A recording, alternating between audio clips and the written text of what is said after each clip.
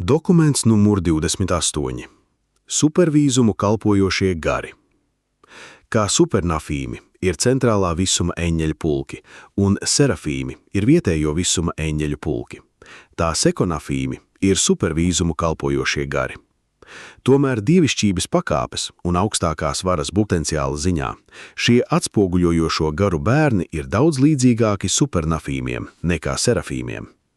Viņi kalpo ne tikai supervīzuma radītajās būtnēs, un gan daudzie, gan intriģējošie ir darījumi, ko veicina viņu neatklātie līdzbiedri.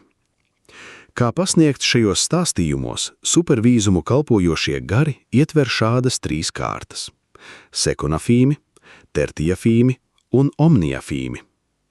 Tā kā pēdējās 2 kārtas nav tik tieši saistītas ar mirstīgo augšupiešanas schēmu, tās tiks īsi apsprestas pirms plašākas sekonafīmu apskates. Tehniski ne tertiafīmi, ne omniafīmi nav supervīzumu kalpojošie gari, lai gan abi kalpo kā garu kalpotāji šajās jomās. Sadaļa numur 1. Tertiafīmi. Šie augstie eņģeļi ir reģistrēti supervisumu galvenajās mītnēs, un neskatoties uz kalpošanu vietējās radītajās būtnēs, tehniski viņi ir šo supervisumu galvaspilsētu iedzīvotāji, jo viņi nav vietējo visumu pamatiedzīvotāji. Tertiafīmi ir bezgalīgā gara bērni un tiek personalizēti paradīzē 1000 grupās. Šīs augstākās būtnes ar dievišķu oriģinalitāti un gandrīz augstāko daudzpusību ir bezgalīgā gara dāvana dieva radītājiem dēliem. Kad Mihaela dēls tiek atdalīts no paradīzes vecāku režīma un ir gatavs doties kosmosa visuma piedzīvojumā, bezgalīgais gars rada 1000 šo pavadošo garu grupu. Un šie majestātiskie tertiafīmi pavada šo radītāju dēlu, kad viņš dodas visuma organizēšanas piedzīvojumā. Visuma veidošanas agrīnajos laikos šie 1000 tertiafīmi ir vienīgais radītāja dēla personīgais personāls. Viņi iegūst varenu pieredzi kā dēla palīgi šajos aizraujošajos visuma salikšanas un citu astronomisko manipulāciju laikmetos. Viņi kalpo līdzās radītājam dēlam līdz mirdzošās rīta zvaigznes, vietējā visuma pirmdzimtā, personalizēšanas dienai. Pēc tam tiek iesniegti un pieņemti tertiafīmu formālie atlūgumi, un parādoties vietējās eņģeļu dzīvības sākotnējām kārtām, viņi atkāpjas no aktīvās kalpošanas vietējā visumā un kļūst par starpniecības kalpotājiem starp bijušās piesaistes radītāju dēlu un attiecīgā supervisuma dienu senči. Sadaļa numur 2. Omniafīmi. Omniafīmus rada bezgalīgais gars sadarbībā ar 7 augstākajiem vadītājiem, un viņi ir ekskluzīvi šo pašu augstāko vadītāju kalpi un vēstneši. Omniafīmiem ir lielā visuma uzdevums, un Orvontonā viņu korpus uztur galveno mītni Uversas ziemeļu daļās, kur viņi dzīvo kā īpaša laipnības kolonija. Viņi nav reģistrēti Uversā, ne arī ir piesaistīti mūsu administrācijai. Tāpat viņi nav tieši saistīti ar mirstīgo augšupiešanas schēmu. Omniafīmi ir pilnībā aizņemti ar supervisumu pārraucību, administratīvās koordinācijas interesēs no 7 augstāko vadītāju viedokļa. Mūsu omniafīmu kolonija Uversā saņem norādījumus un sniedz ziņojumus tikai Orvontona augstākajam vadītājam, kas atrodas apvienotajā izpildsfērā numur 7 paradīzes pavadoņu ārējā gredzenā. Sadaļa numur 3. Sekonafīmi. Sekonafīmu pulkus rada 7 atspoguļojošie gari, kas ir nozīmēti katra supervisuma galvenajai mītnei. Ir noteikta paradīzē reaģējoša tehnika, kas saistīta ar šo eņģeļu radīšanu 7 grupu veidā. Katrā 7 grupā vienmēr ir 1 primārais, 3 sekundārie un 3 terciārie sekonafīmi. Viņi vienmēr personalizējas tieši šādā proporcijā. Kad tiek radīti 7 šādi sekonafīmi, 1 primārais tiek piesaistīts dienu senču kalpošanai.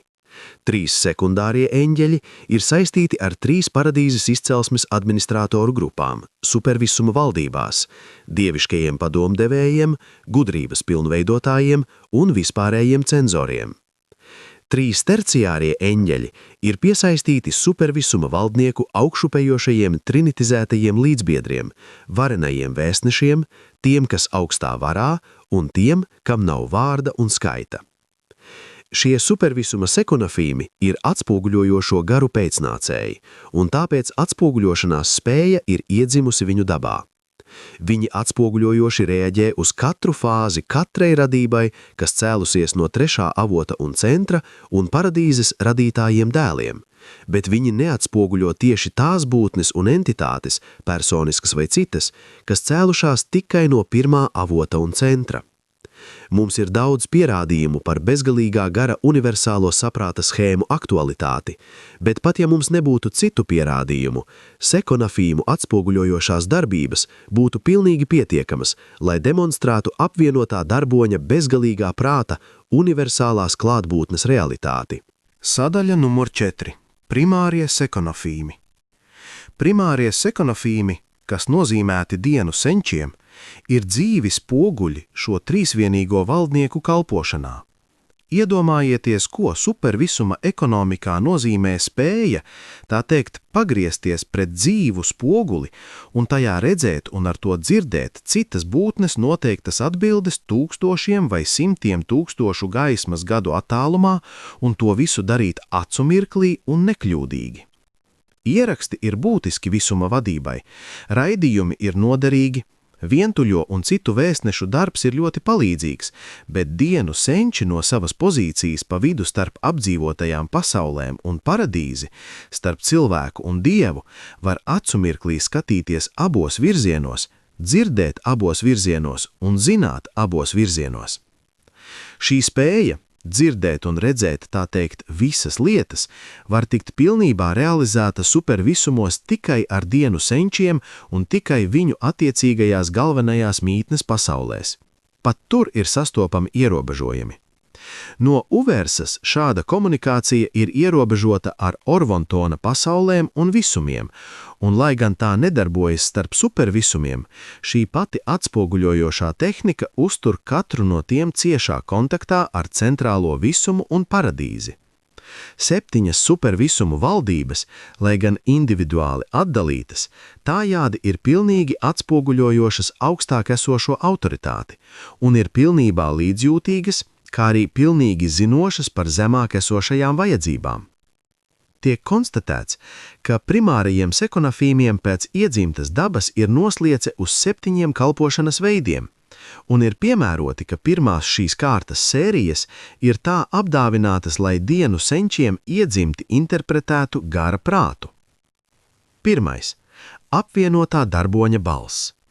Katrā supervisumā pirmais primārais sekonafīms un katrs 7. no šīs kārtas, kas radīts pēc tam, demonstrē augstu pielāgošanās spēju, lai saprastu un interpretētu bezgalīgā gara prātu dienu senčiem un viņu līdzbiedriem supervisumu valdībās.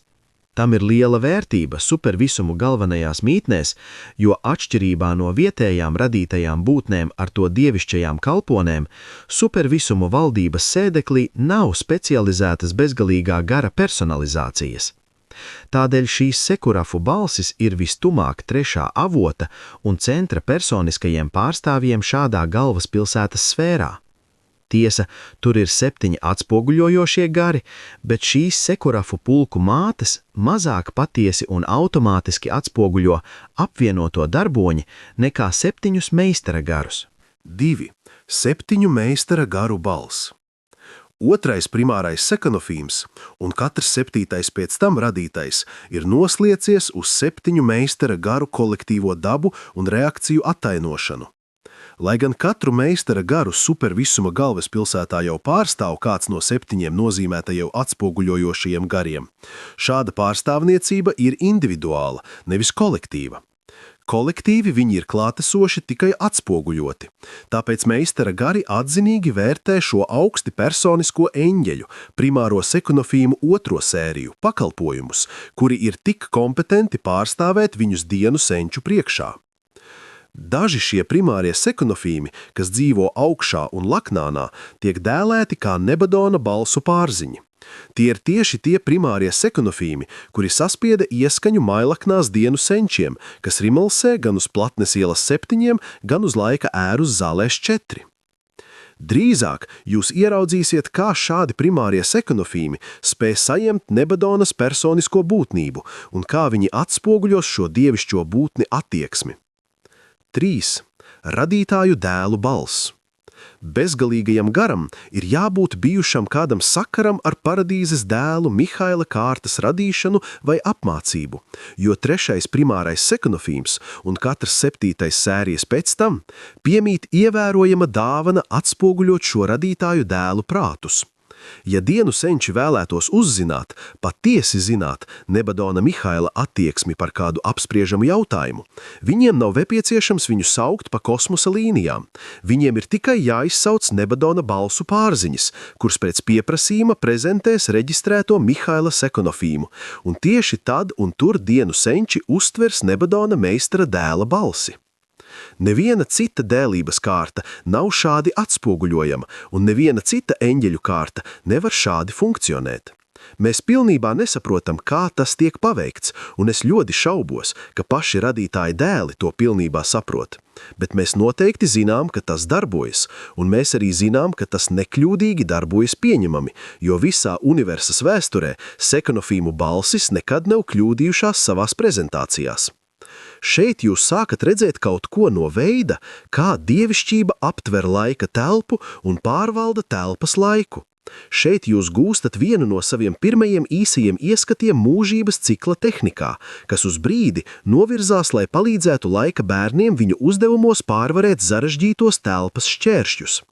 Un šie fenomēni ir papildus atspoguļojošo garu noteiktajai visuma tehnikai. Lai gan šķietami atņemti no meistara garu personiskās klātbūtnes augšā un radītāju dēlu lejā, dienu senčiem ir pieejamas dzīves būtnes, kas pielāgotas kosmiskajiem mehānismiem ar atspoguļošu pilnību un galēju precizitāti, ar kuras palīdzību viņi var baudīt visu to augsto būtņu atspoguļoto klātbūtni, kuru personiskā klātbūtne viņiem ir liekta. Ar šiem un citiem jums nezināmiem līdzekļiem Dievs ir potenciāli klātesošs supervisumu galvenajās mītnēs. Dienu senči pilnīgi secina tēva gribu, pielīdzinot gara balss zipsni no augšas un Mihaila balss zipšņus no apakšas. Tādējādi viņi var būt nekļūdīgi pārliecināti, aprēķinot tēva gribu attiecībā uz vietējo visumu administratīvajām lietām. Bet, lai secinātu vienu no dieviem gribu, zinot pārējos divus, 3 dienu senčiem ir jārīkojas kopā. 2 nespētu sasniegt atbildi. Un šī iemesla dēļ, pat ja nebūtu citu, supervisumus vienmēr vada 3 dienu senči, nevis 1 vai pat 2. 4. Eņģeļu pulku balss. 4. primārais sekonofīms un katrs 7. sērijas izrādās eņģeļi, kas īpaši reaģē uz visu kārtu eņģeļu sentimentiem, ieskaitot supernofīmus augšā un serafīmus lejā. Tādējādi jebkura komandējoša vai uzraugoša eņģeļa attieksme ir nekavējoties pieejama apsvēršanai jebkurā dienu senču padomē. Uz jūsu pasaules nepaiet ne diena, kad Urantijas serafīmu pārzinis netiktu apzināts par atspoguļojošās pārneses fenomenu, ka no uversas viņš tiek izmantots kādam mērģim. Bet, ja vien vientuļais vēstnesis viņu nebrīdina, viņa paliek pilnīgi neziņā par to, kas tiek meklēts un kā tas tiek iegūts. Šie laika kalpojošie gari pastāvīgi sniedz šāda veida neapzinātu un tādējādi noteikti neaizspriedumainu liecību par bezgalīgo lietu klāstu, kas piesaista dienu senču un viņu līdzbiedru uzmanību un padomu. 5. Raidījumu uztverēji. Ir īpaša raidījumu ziņojumu klase, ko saņem tikai šie primārie sekonofīmi. Lai gan viņi nav regulārie uversas raidītāji, viņi strādā sadarbībā ar atspoguļojošo balsu eņģeļiem, lai sinhronizētu dienu senču atspoguļojošo redzējumu ar noteiktām faktiskām ziņām, kas ienāk pa visuma komunikācijas noteiktajām schēmām. Raidījumu uztverēji ir 5. sērijas, 5. radītais primārais sekonofīms un katrs 7. pēc tam. 6. Pārvadātāju personības. Šie ir sekonofīmi, kas pārvada laika svētcelniekus no supervisumu galvenajām mītnes pasaulēm uz Havonas ārējo loku. Viņi ir supervisumu transporta korpus, kas darbojas uz iekšu, uz paradīzi un uz āru uz savu attiecīgo sektoru pasaulēm. Šo korpusu veido 6. primārais sekonofīms un katrs 7., kas radīts pēc tam. 7. rezerves korpus.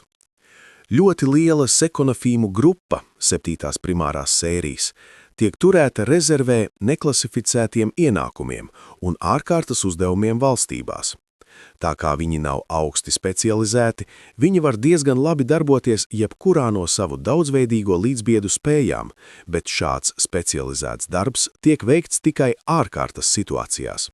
Viņu parastie uzdevumi ir veikt tos vispārējos supervisuma pienākumus, kas neietilpst specifisku uzdevumu eņģeļu darbības jomā. Sadaļa numur 5. Sekundārie sekunafīmi. Sekundārās kārtas sekunafīmi nav mazāk atspogļojoši kā viņu primārie biedri. Klasifikācija kā primārie, sekundārie un terciārie nenorāda uz statusa vai funkciju atšķirību sekunafīmu gadījumā. Tā tikai norāda uz procedūru kārtām. Visas 3 grupas savās darbībās demonstrē identiskas īpašības.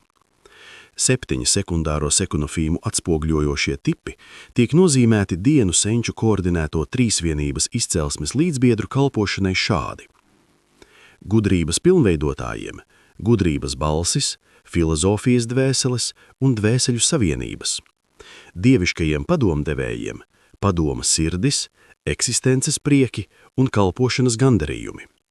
Vispārējiem cenzoriem – garu pazīšanas zīmes. Tāpat kā primārā kārta, šī grupa tiek radīta sērijveidā.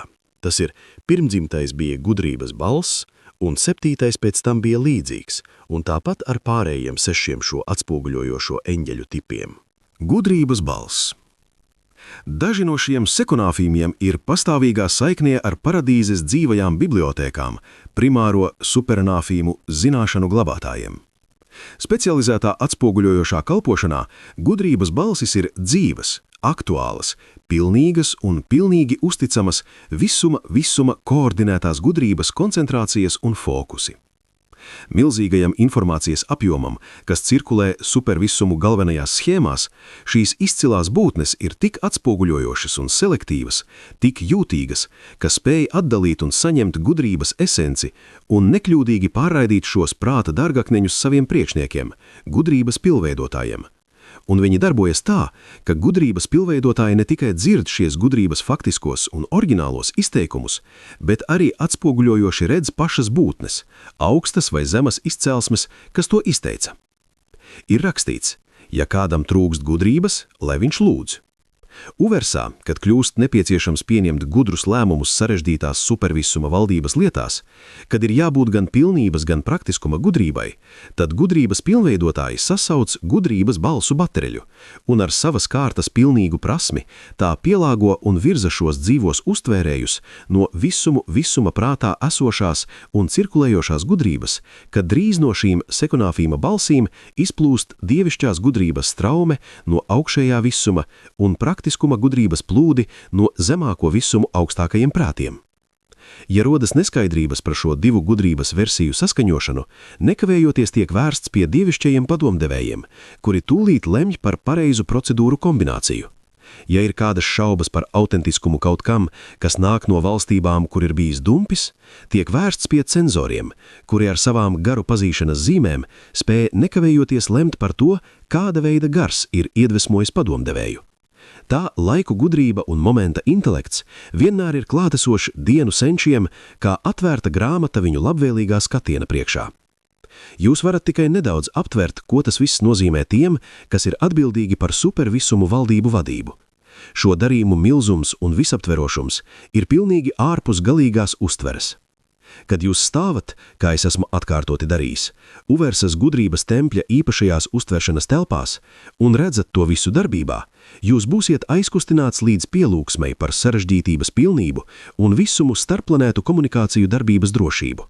Jūs godināsiet Dievu dievišķo gudrību un labestību, kuri plāno un izpilda ar tik izcilu tehniku. Un šīs lietas patiešām notiek, tieši tā, kā es tās esmu attēlojis. 2. Filozofijas dvēsele. Šie brīnišķīgie skolotāji ir arī piesaistīti gudrības pilnveidotājiem un, ja nav citādi virzīti, paliek fokusa sinhronijā ar filozofijas meistariem paradīzē. Iedomājieties, ka jūs pieejat milzīgam dzīvam spogulim, tā teikt, bet tā vietā, lai redzētu savu galīgo un materiālo es, uztvērtu dievišķās gudrības un paradīzes filozofijas atspulgu. Un ja kļūst vēlams iemiesot šo pilnības filozofiju, to tā atšķaidīt, lai to varētu praktiski pielietot un asimilēt zemāko pasauļu zemajiem cilvēkiem, šiem dzīvajiem spoguļiem ir tikai jāpagriež savas sejas uz leju, lai atspoguļotu citas pasaules vai visuma standartus un vajadzības. Ar šīm pašām tehnikām gudrības pilnveidotāji pielāgo lēmumus un ieteikumus attiecīgo tautu un pasauļu reālajām vajadzībām un faktiskajam stāvoklim, un viņi vienmēr rīkojas saskaņā ar dievišķajiem padomdevējiem un vispārējiem cenzoriem. Bet šo darījumu cildenais pilnīgums ir pat ārpus manas spējas to saprast. 2. Dvieseļu savienība. Pabeidzot gudrības pilnveidotājiem piesaistīto trīsvienīgo personālu, ir šie ētisko attiecību ideālu un statusa atspogļotāji. No visām problēmām visumā, kas prasa pieredzes un pielāgošanās spējas pilnīgas gudrības pielietošanu, neviena nav svarīgāka par tām, kas rodas no saprātīgu būtņu attiecībām un asociācijām. Vai nu cilvēku asociācijās, tirdzniecībā un komercijā, draudzībā un laulībā, vai eņģeļu pulku saiknēs, turpina rasties sīkas berzes, nelielas nesaprašanās, kas ir pārāk triviālas, lai pat piesaistītu samierinātāju uzmanību, bet pietiekami kairinošas un traucējošas, lai sabojātu visuma raito darbību, ja tām ļautu vairoties un turpināties. Tāpēc gudrības pilnveidotāji piedāvā savas kārtas gudro pieredzi kā samierināšanas eļļu visam supervisumam. Visā šajā darbā šos supervisumu gudros vīrus prasmīgi atbalsta viņu atspoguļojošie līdzbiedri, dvēseļu savienības, kas sniedz aktuālu informāciju par visuma stāvokli un vienlaikus attaino paradīzes ideālu par labāko šo sarežģīto problēmu risinājumu. Kad nav īpaši virzīti citur, šie sekonafīmi paliek atspoguļojošā saiknē ar ētikas interpretētājiem paradīzē. Šie ir eņģeļi, kas veicina un sekmē visu Orvontona komandas darbu. Viena no svarīgākajām mācībām, kas jāapgūst jūsu mirstīgās karjeras laikā, ir komandas darbs. Pilnības sfēras apdzīvo tie, kas ir apguvuši šo mākslu strādāt ar citām būtnēm. Visumā ir maz pienākumu vientuļam kalpam. Jo augstāk jūs kāpjat, jo vientuļāks jūs kļūstat, kad uz laiku esat bez savu biedu sabiedrības. 4. Padomas sirds. Šī ir pirmā šo atspoguļojošo ģēniju grupa, kas tiek nodota dievišķo padomdevēju uzraudzībā. Šāda tipa sekonafīmiem ir telpas fakti, kas ir selektīvi šādiem datiem laika schēmās. Īpaši viņi atspoguļo superafīmu saprāta koordinātorus, bet viņi arī selektīvi atspoguļo visu būtņu, gan augsta, gan zema statusa padomus. Kad dievišķajiem padomdevējiem tiek lūgts sniegt svarīgu padomu vai lēmumus, viņi nekavējoties pieprasa padomas sirdžu ansambli, un drīz tiek pieņemts lēmums, kas faktiski ietver visa supervisuma kompetentāko prātu koordinēto gudrību un padomus, kas visi ir cenzēti un pārskatīti, ņemot vērā Havonas un pat paradīzes augsto prātu padomus. 5. Eksistences prieks. Pēc dabas šīs būtnes ir atspoguļojoši pieskaņotas superafīmu harmonijas uzraugiem augšā un dažiem serafīmiem lejā, bet ir grūti izskaidrot, ko šīs interesantās grupas locekļi īsti dara. Viņu galvenās aktivitātes ir vērstas uz prieka reakciju veicināšanu dažādās eņģeļu pulku un zemāko gribas radību kārtās. Dievišķie padomdevēji, kuriem viņi ir piesaistīti, reti viņus izmanto specifiskai prieka meklēšanai. Vispārīgākā veidā un sadarbībā ar atjaunošanās vadītājiem viņi darbojas kā prieka tīrīšanas nami, cenšoties paaugstināt valstību prieka reakcijas, vienlaikus cenšoties uzlabot humora gaumi, attīstīt superhumoru, mirstīgo un eņģeļu vidū. Viņi cenšas demonstrēt, ka brīvas gribas eksistencē ir iedzimts prieks, neatkarīgs no visām ārējām ietekmēm, un viņiem ir taisnība, lai gan viņi saskaras ar lielām grūtībām iedvešot šo patiesību primitīvu cilvēku prātos. Augstākās gara personības un eņģeļi ātrāk reaģēja uz šiem izglītojošiem centieniem. 6. Kalpošanas gandarījums. Šie eņģeļi ļoti atspoguļo paradīzes uzvedības direktoru attieksmi un, darbojoties līdzīgi kā eksistences prieki, cenšas palielināt kalpošanas vērtību un vairot no tās gūstamo gandarījumu. Viņi ir daudz darījuši, lai izgaismotu atliktās atlīdzības, kas ir iedzimtas nesautīgā kalpošanā patiesības valstības paplašināšanai. Dievišķie padomdevēji, kuriem šī kārta ir piesaistīta, izmanto viņus, lai atspoguļotu no vienas pasaules uz otru ieguvumus, kas gūstami no garīgās kalpošanas. Un, izmantojot labāko sniegumu, lai iedvesmotu un iedrošinātu viduvējos, šie sekonafīmi milzīgi veicina veltītas kalpošanas kvalitāti supervisumos. Efektīvi tiek izmantots brālīgās sacensības gars, izplatot vienai pasaulē informāciju par to, ko dara citas, īpaši labākās. Tiek veicināta atsvaidzinoša un veselīga sāncensība pat serafu pulku vidū. 7. Garu pazīšanas zīmes. Īpaša saikne pastāv starp otrā Havonas loka padomdevējiem un konsultantiem un šiem atspoguļojošajiem eņģeļiem. Viņi ir vienīgie sekonofīmi, kas piesaistīti vispārējiem cenzoriem, bet iespējams ir visunikālāk specializētie no visiem saviem biedriem.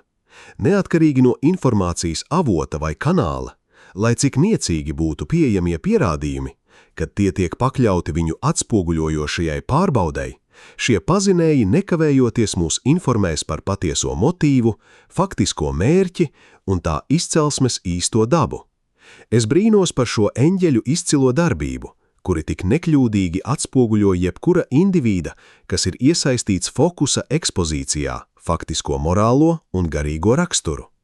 Garu pazīšanas zīmes veic šos sarežģītos pakalpojumus, pateicoties iedzimtai garīgai redzei, ja es varu lietot šādus vārdus, cenšoties nodot cilvēka prātam domu, ka šie atspoguļojošie eņģeļi tādējādi darbojas intuitīvi, iedzimti un nekļūdīgi.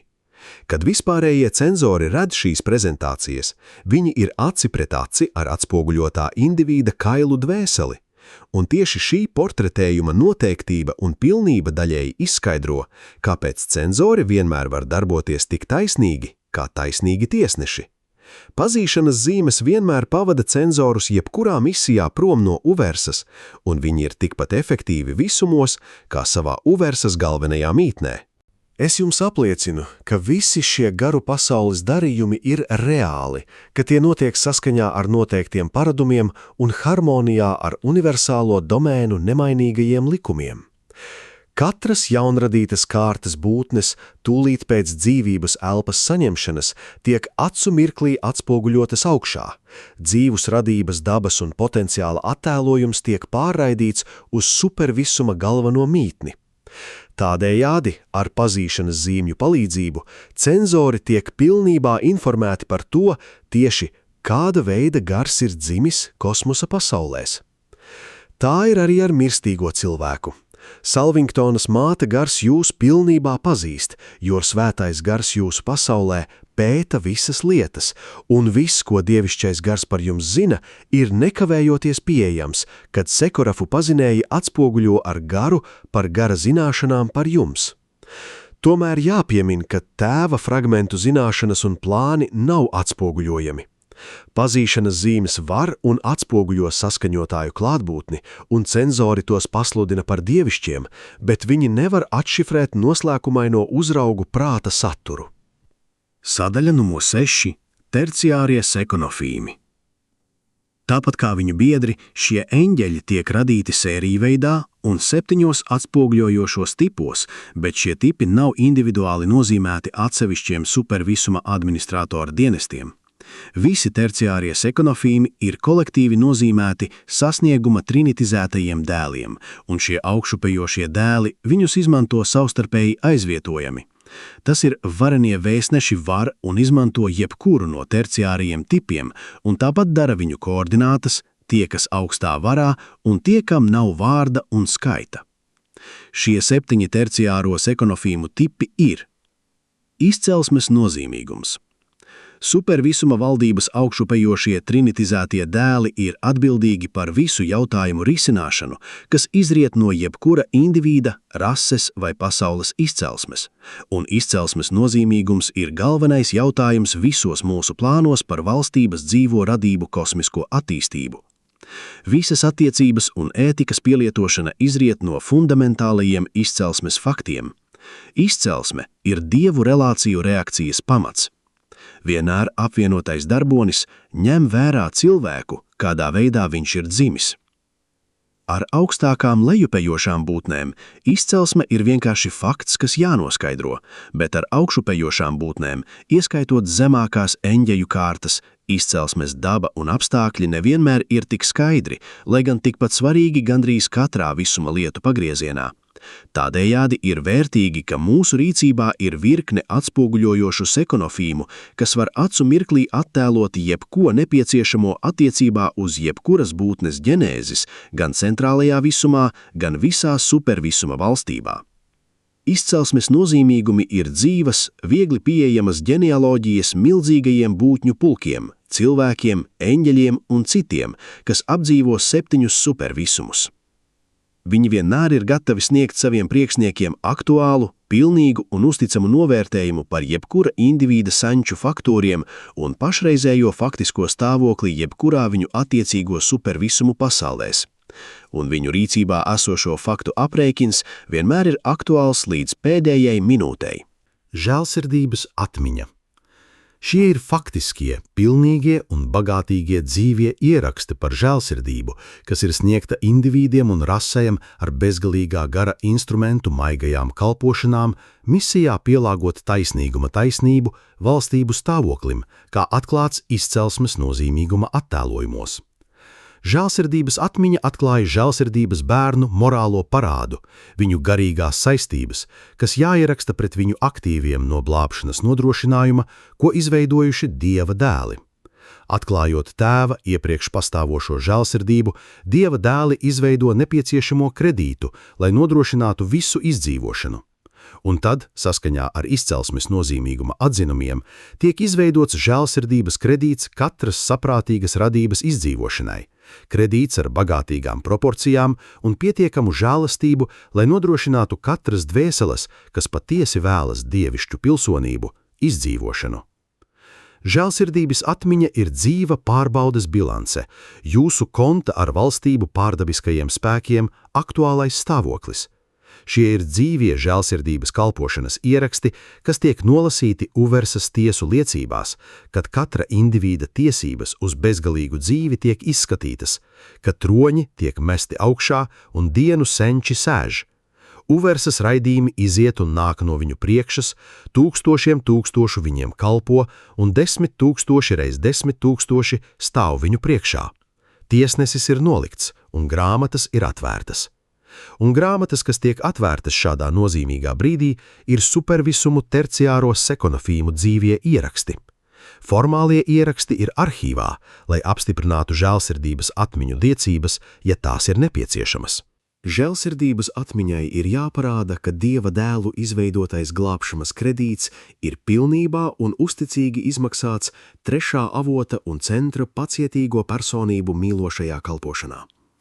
Bet, kad žēlsirdība ir izsmelta, kad tās atmiņa liecina par tās izsīkumu, tad valda taisnīgums un taisnība nosaka. Jo žēlsirdība nav jāuzspiež tiem, kas to nicina. Žēlsirdība nav dāvana, ko laika neatlaidīgie dumpinieki varētu mīdīt kājām. Tomēr, lai gan žēlsirdība ir tik dārga un dārgi dota, jūsu individuālie izņemšanas kredīti vienmēr ir daudz lielāki par jūsu spēju izsmelt ezervi, ja esat sirsnīgs nolūkos un godīgs sirdī. Žēlsirdības atspoguļotāji ar saviem terciārajiem līdzbiedriem piedalās daudzās supermisuma kalpošanās, ieskaitot augšupejošo radību mācīšanu. Starp daudzām citām lietām, izcelsmes nozīmīgumi māca šiem augšupejošajiem, kā pielietot gara ētiku, un pēc šādas apmācības žēlsirdības atmiņas māca viņiem, kā būt patiesi žēlsirdīgiem. Lai gan žēlsirdības kalpošanas garīgās tehnikas ir ārpus jūsu uztveres, jums jau tagad vajadzētu saprast, ka žēlsirdība ir izaugsmes kvalitāte. Jums vajadzētu saprast, ka ir liela personiskā gandarījuma atlīdzība, ja vispirms esat taisnīgs, pēc tam godīgs, tad pacietīgs, tad laipns. Un tad, uz šī pamata, ja jūs izvēlaties un jums tas ir sirdī, jūs varat spērt nākamo soli un patiešām parādīt žēlsirdību. Bet jūs nevarat izrādīt žēlsirdību pašu par sevi. Šie soļi ir jānoiet, citādi nevar būt patiesa žēlsirdības. Varbūt aizbildniecība, augstprātība vai labdarība, pat žēlums, bet ne žēlsirdība. Patiesa žēlsirdība nāk tikai kā skaists kulminācija šiem iepriekšējiem grupas sapratnes, savstarpējas novērtēšanas, brālīgas sadraudzības, garīgās komunijas un dievišķās harmonijas papildinājumiem. 3. Laika svarīgums. Laiks ir vienīgais universālais apdāvinājums visām gribas radībām. Tas ir viens talants, kas uzticēts visām saprātīgajām būtnēm. Jums visiem ir laiks, lai nodrošinātu savu izdzīvošanu. Un laiks tiek nāvējoši izšķiests tikai tad, ja tas tiek apglabāts nolaidībā, kad jūs to neizmantojat tā, lai nodrošinātu savas dvēseles izdzīvošanu. Nespēja pilnībā izmantot savu laiku neuzliek nāvējošus sodus, tas tikai aizkavē laika svētcelnieku viņa augšupceļā.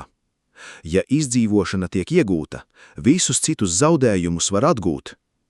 Uzticības uzdevumu piešķiršanā laika svarīgums padoms ir nenovērtējams.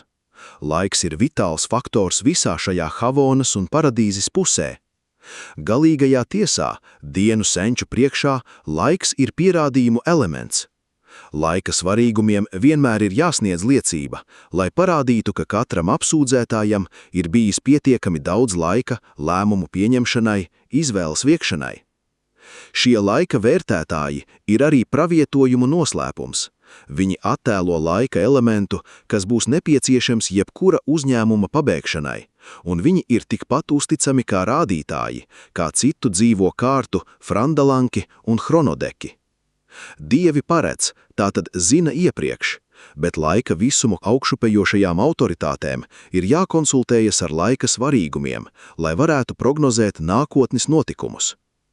Jūs pirmo reizi sastapsiet šīs būtnes mājokļu pasaulēs, un tur viņi jūs mācīs, kā izdevīgi izmantot to, ko jūs saucat par laiku, gan tā pozitīvajā pielietojumā, darbā, gan tā negatīvajā izmantošanā, atpūtā.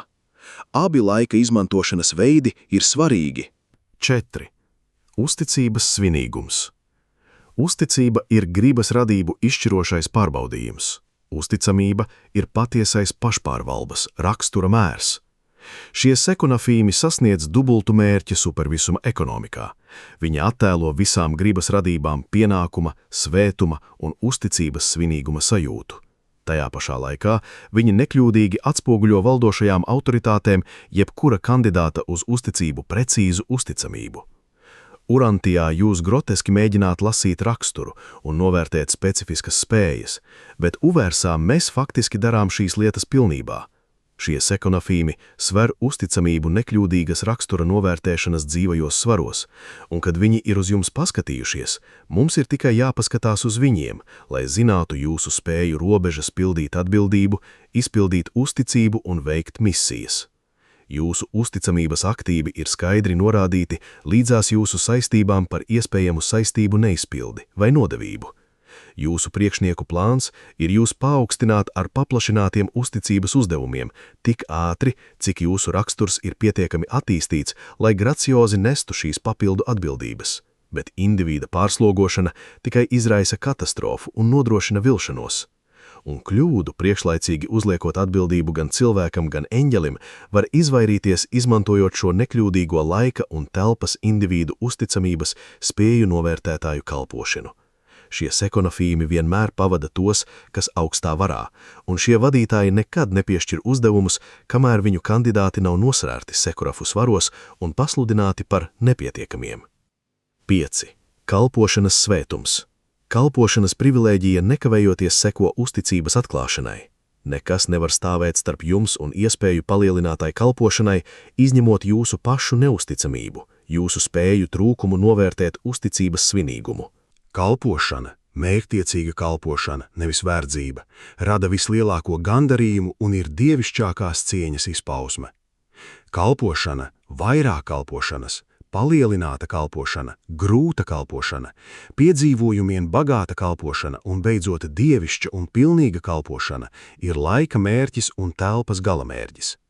Bet vienmēr laika spēles cikli mainīsies ar progresa kalpošanas cikliem, un pēc laika kalpošanas seko mūžības superkalpošana. Laika spēles laikā jums vajadzētu iztēloties mūžības darbu, tāpat kā jūs mūžības kalpošanas laikā atcerēsieties laika spēli. Universālā ekonomika ir balstīta uz ieplūdi un izplūdi. Visā mūžīgajā karjerā jūs nekad nesastapsiet darbības vienmuļību vai personības stagnāciju. Progress ir iespējams pateicoties iedzimtai kustībai, attīstība izriet no dievišķās spējas rīkoties un sasniegums ir iztēles piedzīvojuma bērns. Bet šajā sasnieguma spējā ir ietverta ētikas atbildība. Nepieciešamība atzīt, ka pasaule un visums ir piepildīti ar daudziem dažādiem būtņu veidiem. Visa šī lieliskā radība, ieskaitot jūs pašu, nav radīta tikai jums. Šis nav egocentrisks visums. Dievi ir nolēmuši, svētīgāk ir dot nekā ņemt, un jūsu meistars dēls teica, kas no jums grib būt vislielākais, lai viņš ir visu kalps. Jebkuras kalpošanas patiesā daba, vai to sniedz cilvēks vai eņģelis, ir pilnībā atklāta šo sekonofīmu kalpošanas rādītāju, kalpošanas svētumu sejās. Tiek skaidri parādīta pilnīga patieso un slēpto motīvu analīze. Šie eņģeļi patiešām ir visuma domu lasītāji, siržu meklētāji un dvēseļu atklājēji. Mirstīgie var izmantot vārdus, lai slēptu savas domas, bet šie augstie sekonofīmi atklāja cilvēka sirds un eņģeļu prāta dziļos motīvus. 6. un 7. Varenības noslēpums un labestības dvēsele.